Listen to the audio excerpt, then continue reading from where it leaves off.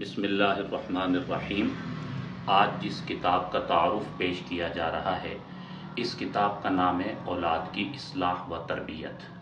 जैसा कि नाम से ज़ाहिर है, इस किताब में हमने कुरान व हदीस की रोशनी में औलाद की तरबियत किस तरह करना चाहिए, इसको तफसील से लिखा है।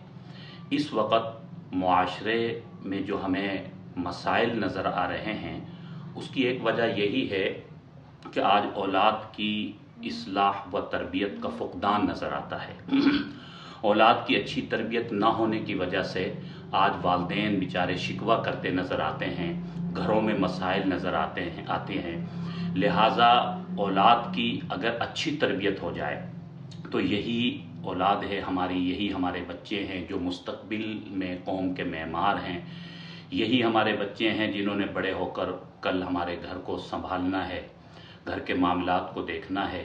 लिहाजा अगर हम चाहते हैं कि हमारे मुआशरे की इस्लाह हो और हमारी ज़िंदगी के अंदर मसाइल ना हो, तो आज ही फ़िक्र करें, बच्चों की तरबियत का ख्याल रखें, अपने बच्चों की अच्छी तरबियत करें।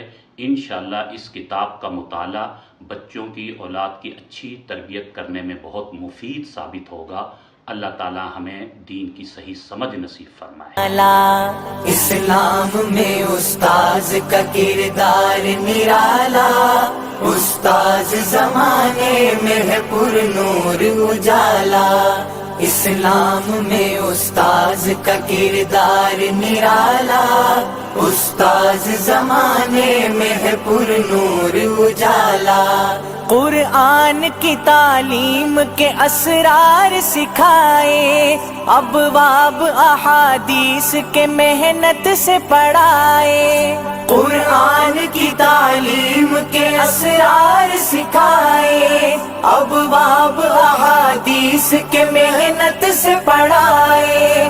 तौहीद व नबूवत के भरे जाम पिलाए, उंडेला है सीनों में बुखारी का प्याला। इस्लाम में उस्ताज का किरदार निराला।